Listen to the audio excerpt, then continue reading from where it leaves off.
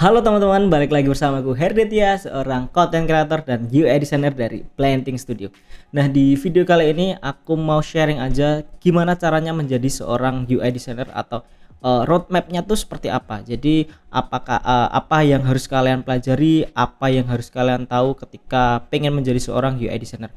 Ya seperti yang kalian tahu ya, kayak profesi ini tuh menjadi tren dan cukup banyak diminati sama orang-orang karena hiring atau yang mencari seorang UI designer tuh cukup banyak juga, kayak perusahaan, terus mungkin startup, kayak terus desain agency dan lain-lain tuh cukup masif juga untuk hiring seorang UI designer. Nah, mungkin untuk di video kali ini aku fokus ke user interface saja. Jadi untuk UX-nya agak nggak terlalu aku bahas nantinya. Jadi kita bisa fokus gimana caranya menjadi seorang UI designer. So, langsung aja kita mulai. Nah, yang pertama atau step pertama yang harus kalian lakukan adalah kalian harus cari tahu apa perbedaan antara UI dan UX, karena secara pengertian bisa kita pecah ya, seolah-olah bisa kita pecah nantinya. Kalau menurutku ya, kalau UI itu atau user interface itu lebih ke all about visual. Jadi semua hal yang berkaitan dengan visual, kayak misal warna, terus ada layout, terus ada mungkin ilustrasinya nanti seperti apa, visual hierarki, terus kontras dan lain-lain. Nah, itu bagiannya user interface. Tapi kalau user experience atau UX-nya itu, kalau lebih simpelnya itu lebih ke all about atau behind the scenes-nya. Jadi ketika awal pengen membuat sebuah produk, mungkin dari user flow-nya seperti apa, user research-nya seperti apa, bikin user journey kayak gitu, terus mungkin dari metode-metode yang digunakan, framework kayak design thinking, terus crazy eight, design sprint dan lain-lainnya, itu termasuk di user experience itu tadi. Jadi mungkin dibedain dulu aja biar nanti lebih kedepannya lebih paham. Kalau UI ya tentang apa visual itu sendiri, terus kalau UX ya behind the scenes-nya, proses-proses sebelum kita membuat sebuah produk digital itu tadi.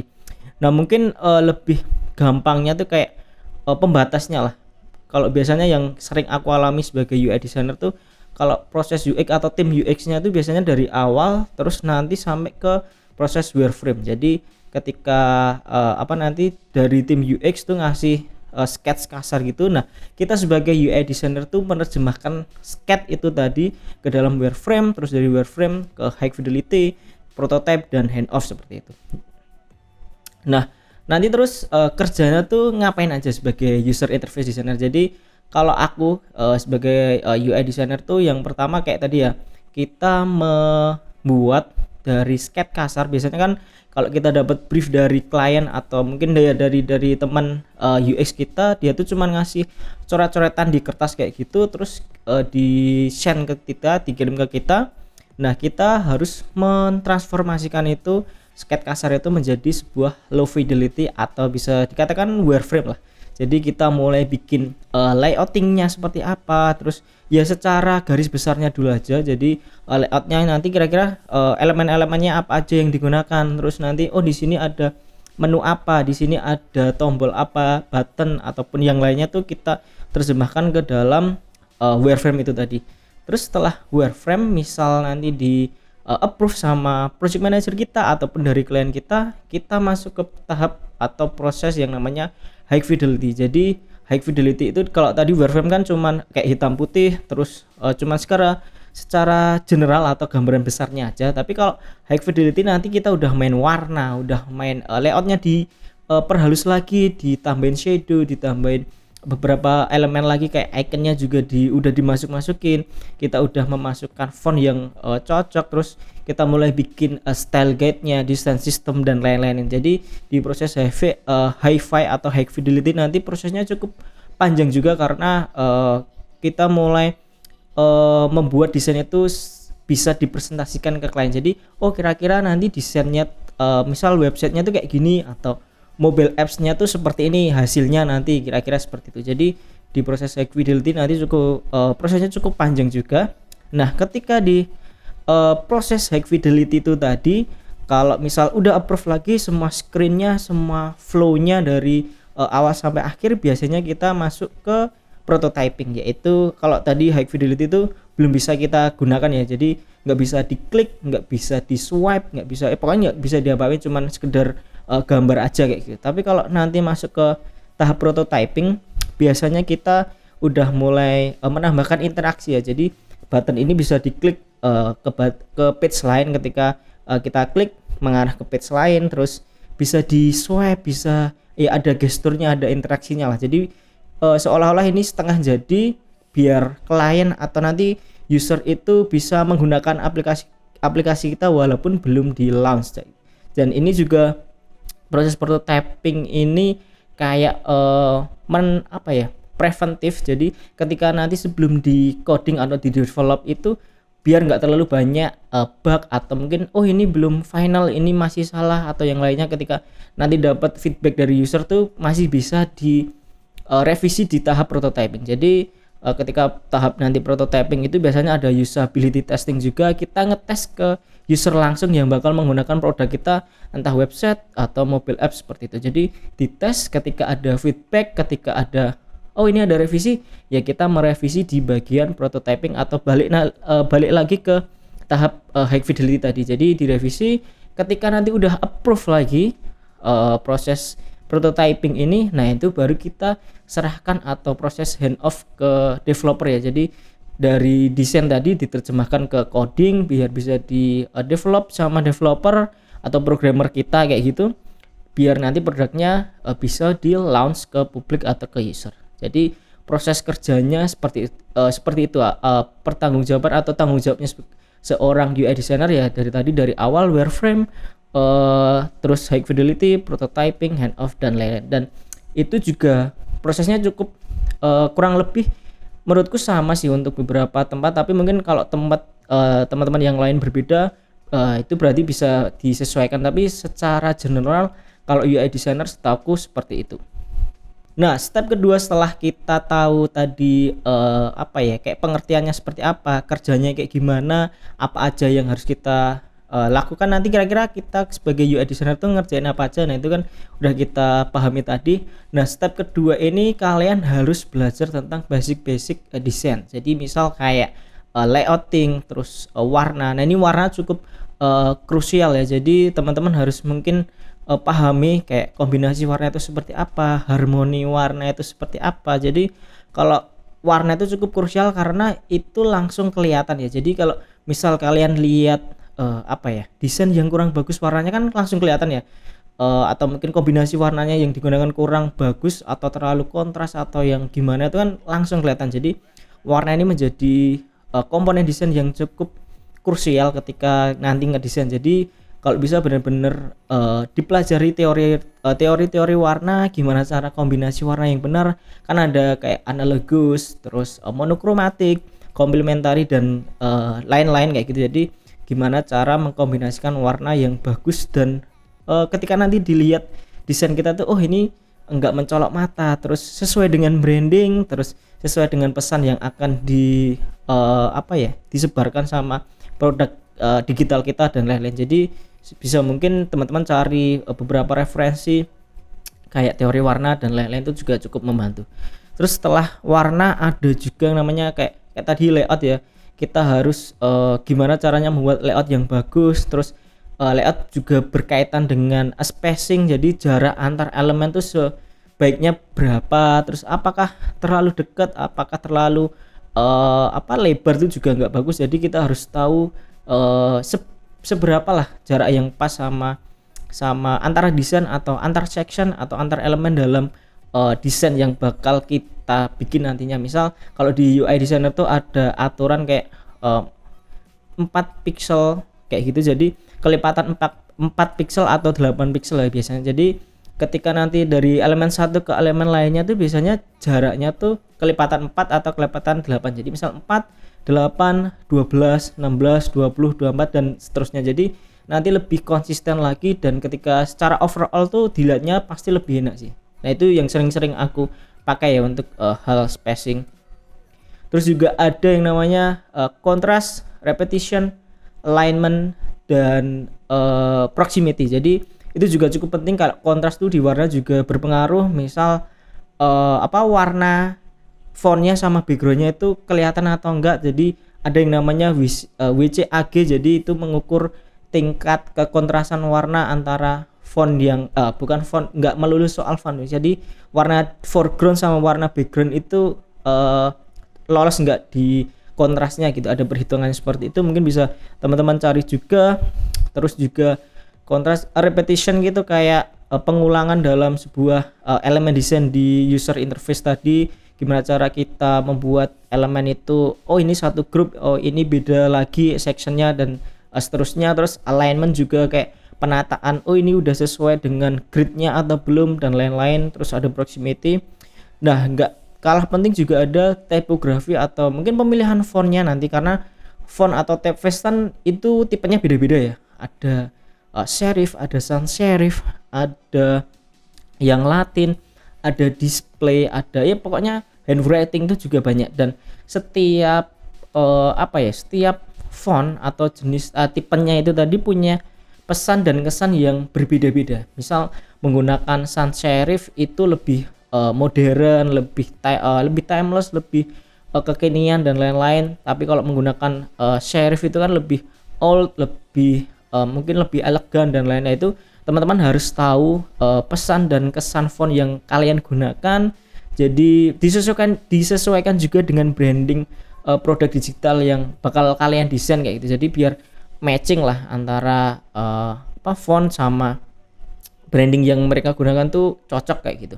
Terus juga kalau tipsnya, kalau menurutku untuk pemilihan font tuh nggak usah terlalu banyak font ya atau pilihan. Jadi bisa pilih maksimal, kalau aku 2 aja sih. Jadi mungkin dari headline tuh typeface-nya apa, misal Proxima Nova ataupun Poppins. Terus nanti subtext-nya atau subtitle atau body text-nya tuh Open Sans dan lainnya. Jadi cuma 2. Tapi kadang aku juga cuma 1 sih, sama 1 pemilihan typeface aja, misal General Sans aja atau 1 Poppins aja, tapi kita main variabel yang ada di dalamnya. Kan ada thin, ada regular, ada medium, ada semi bold dan lain-lain. Nah itu kita mainkan di situ aja. Jadi nggak usah terlalu pakai banyak font sih. Jadi untuk mungkin yang awal-awal tuh terlalu pakai banyak font juga terlihat desainnya nanti terlalu berantakan sih menurutku. Jadi pakai 1 sampai 2 font aja biar tetap rapi ya. Terus setelah itu tadi spacing udah ya, mungkin teman-teman bisa belajar tentang dasar-dasarnya itu. Yang penting ya layout, warna, spacing, crop tadi, kontras, repetition, alignment, proximity. Terus ada tadi font tadi atau tipografinya. Terus ada juga grid. Nah ini grid juga cukup penting. Jadi ketika kita ngedesain kita tuh biasanya pakai grid biar desain yang kita gunakan tuh selalu rapi, selalu tertata dengan tersusun dengan rapi lah. Jadi biar ketika dilihat tuh oh enak, ini perpotongan kontennya tuh pas. Terus ketika nanti di slicing atau mau di develop tuh juga lebih gampang sama developer, karena nanti ya berdasarkan grid itu tadi. Jadi biasanya kalau di website tuh pakai ukuran 12 grid kayak seperti itu. Mobile itu ada 8 grid. Terus kalau tablet itu 8 grid, kalau mobile itu ada 4 grid. Jadi itu nanti mungkin bisa teman-teman kulik sendiri untuk ukuran-ukurannya kayak gimana, tapi yang umum sih seperti itu. Jadi web tadi 12, tablet 8, dan mobile itu 4. Jadi biar desain kita selalu terlihat rapi dan konsisten lah, antar spacingnya juga berpengaruh tadi. Terus berpengaruh juga ke visual hierarki dan lain-lainnya. Jadi selalu gunakan grid ketika ngedesain produk digital kayak apps, website dan lain-lain kayak gitu. Nah setelah kita step 2 tadi tentang basic desain kayak tadi ya, kita lanjut ke step ketiga, yaitu sebagai UI designer kita mau nggak mau tetap berkaitan dengan user experience, karena sebenarnya itu nggak bisa kita pisahkan secara ini UI sendiri, ini UX sendiri, karena ya tetap kita mau nggak mau ya tetap berurusan dengan user experience. Kita ngebikin sebuah desain itu ketika digunakan kan juga pengen enak kan, pengen ini experience-nya baik, desainnya juga baik. Itu tadi basic desain tadi kan dipelajari atau nanti diterapkan tuh biar experience ketika menggunakan produk itu bagus ya. Jadi outputnya nanti tetap pengen UX atau user experience-nya tuh bagus ketika produk itu digunakan sama real usernya. Jadi kita mau nggak mau tetap harus belajar UX, walaupun nggak terlalu apa ya, komplit, kayak misal harus risetnya nanti metodenya apa aja dan lain-lain. Kita cukup tahu yang penting-penting aja, misal kayak metode atau framework desain apa ya, product design gitu. Misal ada design thinking kan ada beberapa tahapan ya, kayak empathize, define, kita ideate, design dan prototype-nya itu yang sering paling digunakan tuh kayak design thinking. Tapi itu ya harus, mungkin kalian harus tahu kayak tahap-tahapnya apa aja kayak gitu, kalian pelajari. Terus selain design thinking juga ada kayak crazy eight, terus ada design sprint dan lain-lain. Jadi mungkin teman-teman juga tetap harus pelajari walaupun nggak terlalu dalam ya untuk tadi framework yang biasa digunakan, biar nanti ketika kolaborasi sama tim UX itu nggak terlalu kaget, oh ini apa, ini istilah-istilah ini yang harus aku tahu tuh apa aja gitu. Jadi paling enggak ya tadi metode atau framework yang sering digunakan ketika membuat sebuah produk desain. Terus setelah itu juga mungkin bisa kulik tentang user experience laws, kayak hukum-hukum UX itu apa, biar ketika nanti digunakan sama pengguna tuh tetap punya experience yang bagus. Misal kayak Hicks Law itu yang cukup populer karena ini menyinggung tentang pilihan atau choice. Jadi kalau pilihan di dalam sebuah atau pilihan yang terlalu banyak tuh otomatis juga menambah waktu kita untuk menentukan pilihan tersebut. Jadi misal ya contohnya kayak kita makan di restoran kan menunya banyak banget tuh, kita kan otomatis bakal apa ya, membutuhkan waktu yang cukup lama juga untuk menentukan, oh aku mau makan ini gitu. Jadi itu salah satu law atau hukum di user experience. Terus ada juga yang namanya Jacobs Law. Jadi itu lebih ke ngebahas kalau user yang udah menghabiskan waktu di apps lain itu cenderung berharap sama ketika menggunakan apps yang sejenis. Misal kayak marketplace kan sama ya, ada Shopee, ada Tokopedia, Lazada, itu kan tampilannya sebenarnya hampir sama ya. Di atas ada search bar-nya, terus di bawahnya mungkin ada poster-poster diskonnya, terus di bawahnya lagi baru ada menu, dan beberapa produknya pun juga mirip-mirip. Jadi layoutnya tuh nggak terlalu jauh beda, karena ya ada hukum ini, karena kita nggak usah membuat sesuatu yang terlalu berbeda. Padahal dengan adanya produk yang sejenis tuh biasanya orang tuh berharapnya kita sama. Jadi kalau misal kita ke Shopee ya kita menggunakan Tokopedia itu berharapnya ya UI-nya nggak terlalu banyak berbeda. Itu juga berlaku kayak pakai Lazada atau yang marketplace lainnya. Jadi ini salah satu law yang cukup atau hukum yang cukup populer juga, dan sebenarnya masih banyak lagi UX laws yang mungkin harus kalian tahu. Jadi mungkin bisa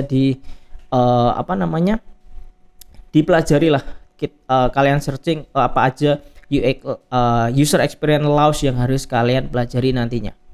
Nah setelah itu step keempat ya yang harus kalian lakukan adalah belajar Figma, karena ini salah satu platform yang paling populer saat ini ya untuk seorang UI designer ataupun UX designer, dan semua role di product design tuh biasanya tuh pakai Figma. Karena yang pertama dia pluginsnya cukup lengkap, terus fitur-fiturnya juga lengkap kayak auto layout, components, varian dan lain-lain. Terus community-nya juga aktif banget. Nah itu menjadi poin plus. Terus yang paling oke sih fitur kolaborasinya. Jadi kita bisa berkolaborasi sama teman kita, sama tim kita ketika nanti ngedesain tuh, jadi nggak sendiri lah. Jadi misal sama stakeholder yang lainnya, sama klien tuh bisa kerja bareng kayak gitu. Jadi mungkin teman-teman bisa luangkan waktu untuk belajar Figma, karena menurutku cukup mudah sih untuk Figma. Nggak terlalu ribet-ribet banget, karena tools yang digunakan nanti juga paling itu aja. Jadi bisa invest waktu untuk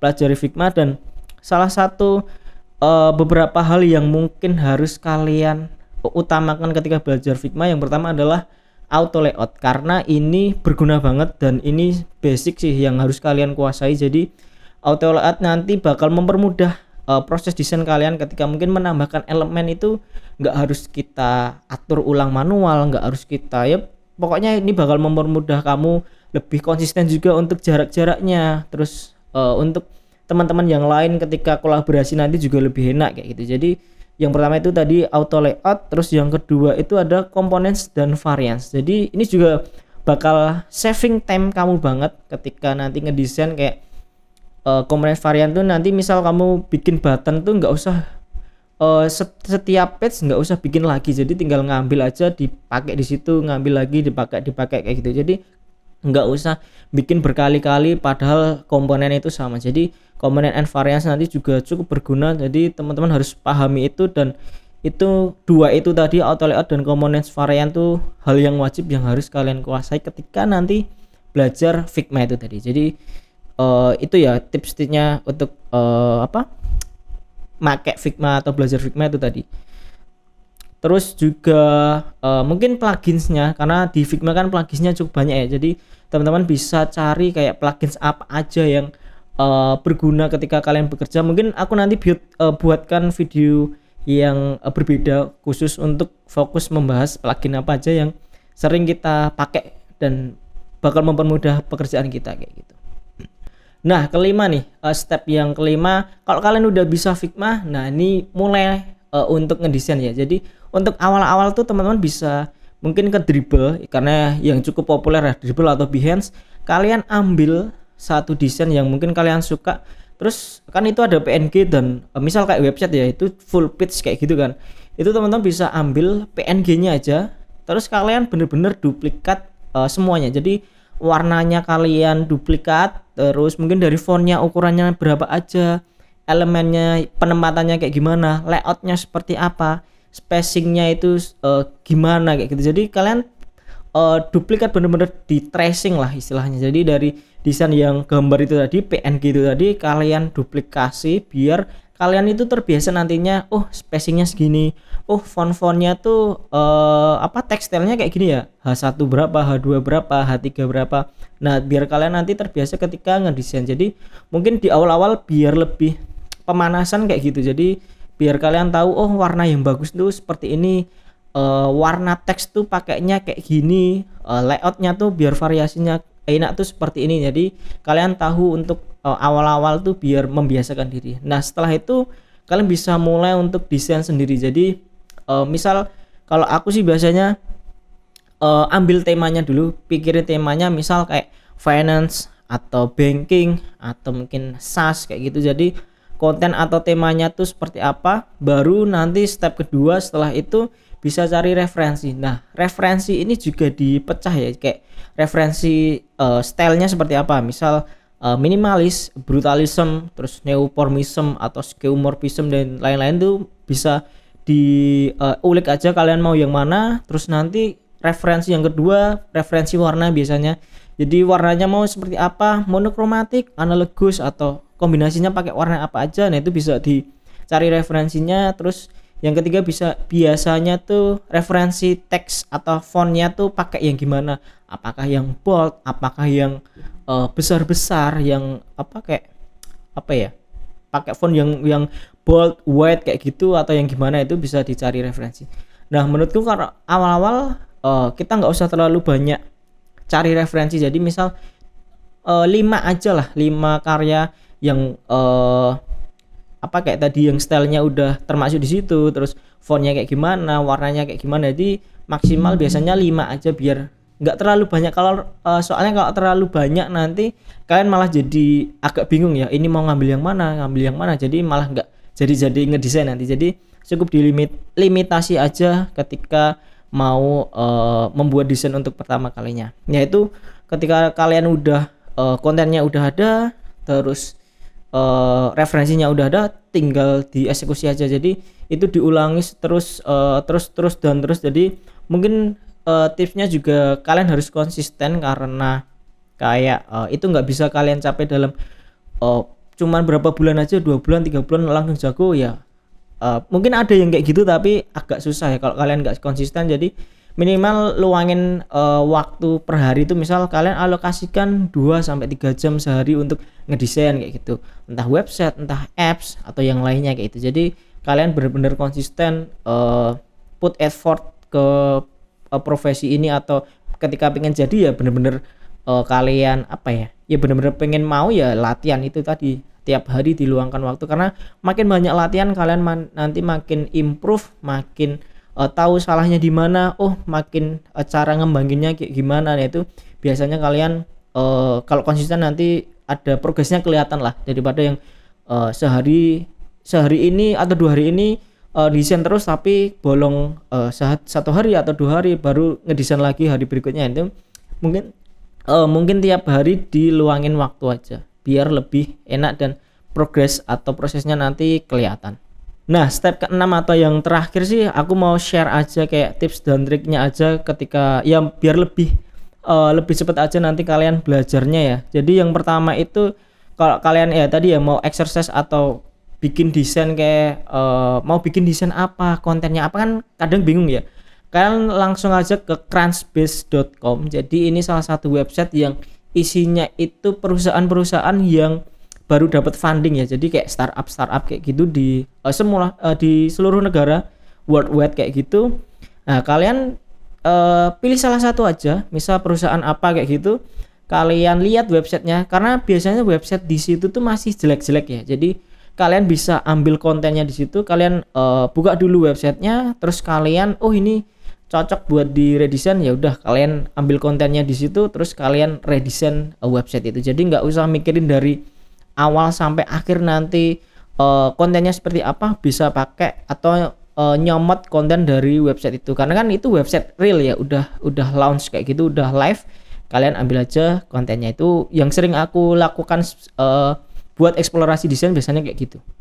Nah, yang kedua adalah kalian pergi ke Figma community. Kan di Figma tuh ada komunitasnya ya, dan biasanya mereka tuh share file gratisan kayak file website, file mobile apps dan lain-lain. Nah, itu kalian download aja atau dibuka satu aja filenya, dan setelah itu kalian inspect atau cek satu-satu fontnya yang mereka pakai itu apa, terus spacingnya tuh gimana, jarak-jarak antar elemennya tuh seperti apa, gridnya tuh dia pakai yang mana, terus ya lain-lain, layoutnya, eksplorasi dia seperti apa. Nah itu kalian bisa inspect dan biar kalian tuh tahu untuk headline tuh bagusnya font ukurannya berapa, terus pakai variabel yang bold, medium atau yang lain itu juga bisa.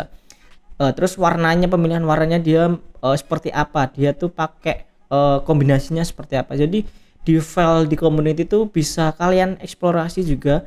Jadi kalian lihat dalam-dalamnya, terus nanti kalian terapkan di desain kalian. Jadi kalian tuh dapat sesuatu dari file-file gratisan itu. Jadi itu lebih gampang dan menurutku hacks banget sih. Jadi kayak kita tahu harusnya tuh pakai font yang ukuran segini, pakai warnanya segini, terus layoutnya seperti ini, teknik mungkin penempatan layoutnya tuh gimana tuh ya seperti ini. Jadi itu bakal lebih mempercepat proses belajar kalian daripada kayak mengawang-awang aja kayak gitu ya. Itu mirip sama yang kayak di awal tadi kalian tracing, cuman kalau yang ini kalian bener-bener dapat source filenya, dan itu cukup berguna banget sih untuk pemula yang pengen menjadi seorang UI designer. Nah, yang terakhir nih, tips yang menurutku cukup efektif juga, yaitu tumbuhkan rasa bersaing di dalam diri kalian. Karena contohnya aja ya, kayak misal kalian lagi scroll Instagram atau Dribble, terus ngelihat desain yang oke nih, terus mungkin bagus banget, dan kok bisa ngebuat desain seperti itu. Nah, coba tumbuhkan dalam diri kalian, aku tuh bisa membuat desain yang seperti ini atau bahkan lebih lah. Jadi ketika ngelihat desain yang lebih bagus, usahakan di dalam diri kalian, aku tertantang buat ngedesain atau membuat desain tuh lebih baik lagi dari desain yang aku lihat ini. Jadi secara nggak langsung itu membuat habit atau ya kebiasaan lah, ketika lihat yang bagus dikit atau tempat punya teman kalian itu, ketika dia ngedesain kok lebih bagus, kalian harus bisa membuat desain itu lebih bagus lagi dari desain dari teman kalian itu tadi. Jadi tumbuhkan ya itu tadi, rasa bersaing, biar ketika kalian nanti ngelihat desain, dan itu bakal menumbuhkan habit yang bagus sih menurutku. Karena kalau kita cuman ngelihat desain ngelihat desain bagus terus ya udah bagus aja, tapi kalau kita nggak mengambil itu sebagai exercise atau aku pengen bisa lebih baik lagi dari desain itu, ya percuma juga. Jadi itu juga bakal mempercepat proses belajar kalian ketika pengen menjadi seorang UI designer. Nah, biar lebih cepat lagi, aku sebenarnya ada beberapa kelas yang berhubungan tentang gimana cara belajar UI design ya, menjadi seorang UI designer. Kalian langsung aja ke heyacademy.co. Di situ aku ada beberapa kelas, yaitu basic UI itu seperti apa dan mastering Figma. Jadi di UI itu aku bakal jelasin tentang ya tadi ya, basic desain apa yang harus kalian pelajari itu lebih detail lagi. Aku breakdown satu persatu. Terus tadi ada UX Laws tuh juga cukup banyak aku bahas di situ. Ada frameworknya atau metode-metode apa yang kita gunakan ketika mendesain produk tuh juga cukup banyak di situ. Terus kayak mempelajari warna juga, layouting dan lain-lain, itu cukup aku jelasin detail di kelas tersebut. Terus yang kedua ada yang tadi Figma ini juga aku bakal mengulas di situ dasar-dasar Figma itu apa aja, mungkin dari tampilannya seperti apa, terus fiturnya kayak tadi auto layout, components, varian tuh bakal aku di situ aku kupas secara detail ya. Terus plugin yang sering aku gunakan, nah itu juga cukup komplit di kelas itu. Kalian bisa coba lihat di heyacademy.co. Nah, itu tadi roadmap atau gimana cara menjadi seorang UI designer berdasarkan pengalamanku ya. Nah, itu cukup works juga untuk aku dulu awal-awal ketika pengen shifting ke UI designer. Terus beberapa temanku juga alurnya seperti itu, roadmapnya seperti itu. Semoga teman-teman nanti bisa mempraktekkan apa yang udah aku share kayak gini. Terus ya kita berharap teman-teman bisa menjadi seorang UI designer kedepannya juga.